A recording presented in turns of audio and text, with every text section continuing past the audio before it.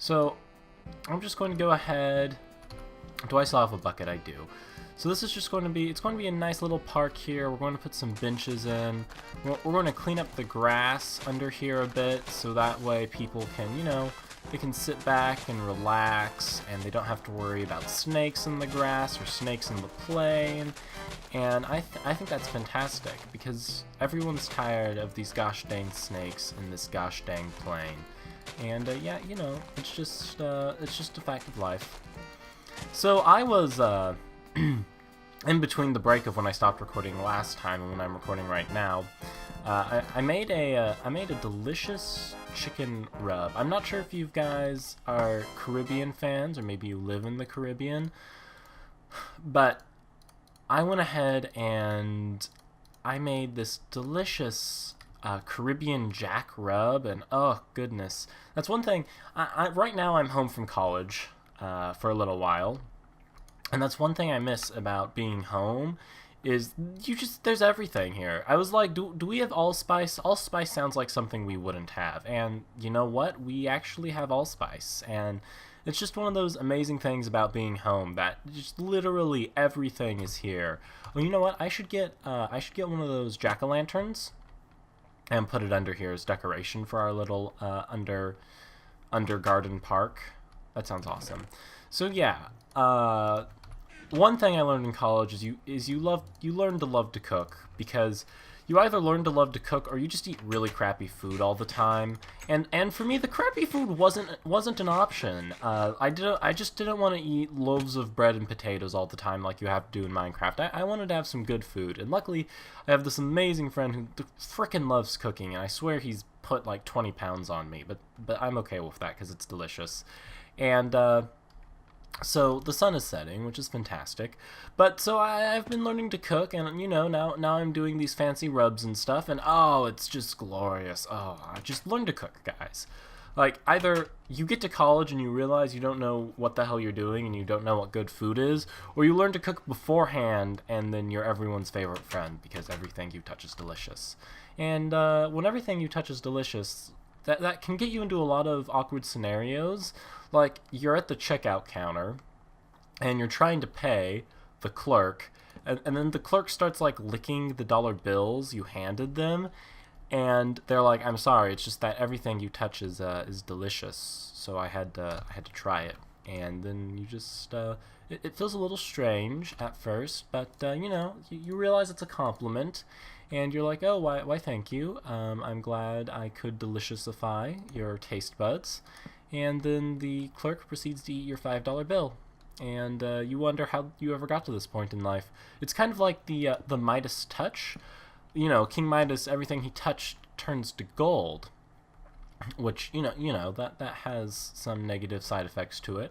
Like, you're rich, and you can't do the frick frack, which is another downfall. But you know, sacrifices have to be made if you want to have progress in life, and that's one of those sacrifices you have to realize that to turn things into gold, you can't do the frick frack, which I don't know how King Midas had kids in Once Upon a Time, but he managed, and if he can manage, you can manage. And there should be some steps here, because this is a hazard for there not to be steps and for kids to have to jump up and down all the time. And that is just not up to the requirement codes that we have here. And now I just need to get a shit ton of flowers to turn this into like an actual little garden thing, and then we'll have a beautiful little under garden park thing where, you know, visitors can come and sit and relax, and it'll be glorious, and mobs won't spawn under there. And let's just get a ton of flowers now. Let's see, here's some red ones. It'd be cool. I should have grabbed some of those fancy rose bushes. Those would have been really neat to have. But I didn't, and so, you know, we gotta learn from our mistakes, and next time go get rose bushes, and also not have our dog run away from us, because that was sad. We still have to... Eventually, after I get this food situation situated, I think one of the next things I'm going to do is build a connection back to the thing. What is it?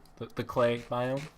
What is that called? Is it a mesa? Is it Mesa biome? The Mesa biome. I will build back to the Mesa biome, and then we shall build a monument. And I was thinking, since clay and whatever this savanna wood is from those saplings, whatever that is, we should build a monument using those materials, because those are the ones Gregory died for, and it will be glorious. And I think that's what we need to do. We need to build a clay and savanna wood monument for Gregory. I think he would really appreciate that. And you know, I think he's up there somewhere, wagging his tail, looking down on us, going, "You abandoned me, you little jerk." And you know what? I'm okay with that, because at least he's in a better place now. You know what I was thinking about? Maps. And I made that compass earlier that was useless. And we have sugarcane. Not very much, but we have some. I should really go start growing that, actually. Let's... 1, 2, 3. Alright, let's go plant these 4 sugar canes and start getting a sugarcane farm going. So, you know, we'll do that. And that's the most advanced sugarcane farm I've ever seen. Actually, we're not going to get enough sugarcane or enough paper from the sugarcane to make a map. So I'm just going to put that down here. But one of our plans should be to make one of those like glorious big maps, because they're glorious. You know, you can put maps directly on walls now, and they can be big and glorious. And oh, if only I could put it on the ceiling. That would be freaking awesome to have like a ceiling map. Maybe we can. I don't know. We'll have to play with the massive maps in the near future, because those are cool. Also, you compass, you're freaking useless, because you don't actually point back to my bed. You point back to some sort of arbitrary spawn point in the world, and thus your guidance is unhelpful. I don't know how people play Minecraft on the Xbox, because unlike PC Minecraft, you can't just write down your coordinates and be like, okay, if I get absolutely totally lost, I just go back to these coordinates. You are like, if you get lost, you're screwed. Your house is gone, everything, you gotta start over. And I remember the first time I was playing Minecraft, I did that. I don't know why I'm running down here. I did that the first time I was playing Minecraft. I actually lost my house, and I was like really sad, and I started over. And then like a week later, I was walking around and I found it again, but in the process of finding my old house, I lost my new house, which actually now had more progress than it's a really frustrating process. And that's when you learn to either A, never leave your house, just always have it in sight, or B, don't lose the... I remember back in the day when we didn't have them ding-dang beds, and you couldn't go sleeping where you wanted to respawn, and you had, every time you freaking died, you had to walk all the way back, and I'm an old man. Old man Minecraft. Oh yeah, yeah. Back in the day, boys, yeah. Oh yeah, I remember the old Minecraft days. And anyone who tells you old Minecraft is better than current Minecraft is a liar. They're just lying to you. Old Minecraft was the glitchiest. Oh my goodness! Like there are some people, I don't understand this, but there are some people who are like, you know, Minecraft 1 point something is way better than 1 point something plus a bajillion, and they're just lying to you, because every Minecraft update, like a bajillion and 1 bugs get fixed. And that's not even an over-exaggeration. It's literally like a bajillion and 1 bugs. They're like, oh, there's a lot of bugs here, and we need to fix them. And then they do, and it's glorious. And I'm curious. That's not what I wanted to do. If a pick is more broken... Nope, I still need 24 levels to fix it. If I hadn't... Off camera, I fell in lava. And if I hadn't done that, I would have been able to fix my pickaxe already. Although I'm curious... Since that's a full pickaxe, I'm curious if I can run this down to almost nothing and still repair it back to max for just 24 levels, or if the more worn down it gets, the harder it is to repair it. And running down here was probably a really stupid idea, because I'm probably going to fall in lava with this pick now, and then I'll lose it, and then I'll be sad. So it may not look like I've mined very far, but each one of these caves goes ridiculously far back. Each one of these is, I don't know, like 4, 5, 6 picks worth of digging, and These 1, 2, 3, 4, 5, those 5 had enchanted picks used on them, so they go even farther than the first couple, which just had standard picks being used on them. So I've been digging really far, and it's been going really well, and, you know, branch mining is good for the soul. This is like strip, I guess this is branch mining, where I'm, like, branching out and making a tree. You know, it's like, an electronic, harmonic, demonic prostitute. What? I don't know where the prostitute came into that, but this is awkward. Alright, so I've used a decent amount of durability on this thing now, so now we're going to head back and see whether the enchantment cost for a total repair is higher now, or if it is still simply 24 levels.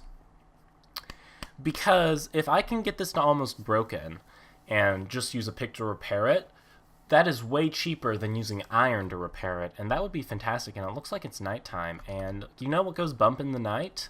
Aside from a stubbed toe that you hit on the side of your bed because you weren't watching where you were going, what also goes bump in the night is babies, because they can't sleep, and they will make as much noise as possible to try and wake you up. There's a sacred order of babies, and they coordinate the baby bumping to make sure that there is only a very limited amount of sleep the baby's parents get. And really, it's training for when the babies become teenagers, and because then the parents will sleep even less because of all the crazy things those kids are doing and they have to worry about. So let's grab this pickaxe. And let's see if we can repair. It's still only 20. This is beautiful. I am happy, and congratulations, pickaxe.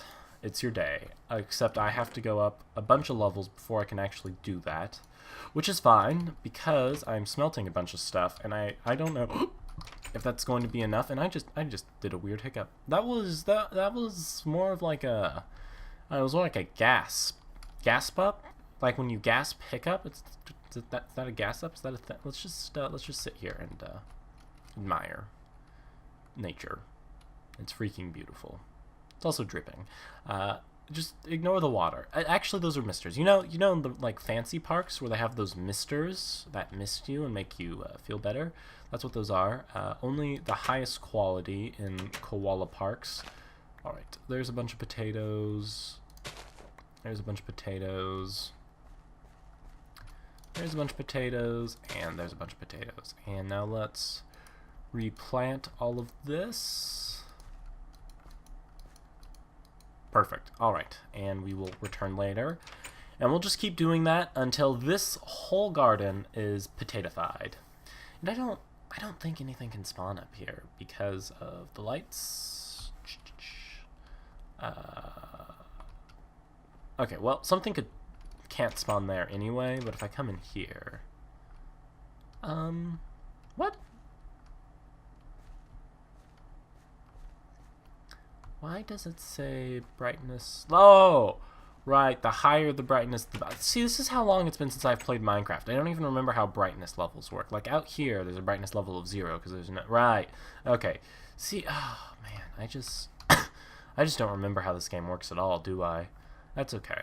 That's okay. I built a beautiful park thing. I don't know. It's not that good, but, you know, at least there's not mobs here. And it's better... Benches are better than mobs. In fact, I hear that in Bangkok, you can get some benches really cheap, and they like their job. They have a speed dial in Bangkok for getting benches. And there's a separate speed dial for birches, so you get birches and benches in Bangkok relatively easily. It's quite an interesting thing they have there. So I'm going to do this really quickly, which may drive some... Oh, wait, that's not what I wanted to do. So what you can do to keep your inventory somewhat organized is to like designate rows that iron or gold or whatever can be in, and then you don't have to worry about it being in order, because when you shift click it in, it's just automatically going to do that, which is fantastic. Ooh, Excuse me. Alright, so see, look, I shift click it in and it all stays in order. It's relatively nice. It's a good trick. I believe I learned that trick from Unhost, actually. Watching some of his stuff. I don't remember. It's been a while. But I discovered I have some Azure Blitz. So let's put these around here. Alright, these are gorgeous, fantastic plants, and I'm glad to add them to my flower garden. And I'm still sad I didn't go pick up some rose bushes, because I feel like they would have made a great addition. I feel like I need to get a rose bush for, what, Gregory's monument. Gregory's monument, that's what it is, yes. I feel like this biome was added just specifically so people don't have to spend their lives swimming around looking for clay. Because I know on the KoalaCraft server I spent a lot of time, hey look, a bone, swimming around and looking for clay, and because of this biome, I'm never going to have to do that again. In fact, I'm going to spend the rest of my life just digging up this stuff because it's glorious. Oh, just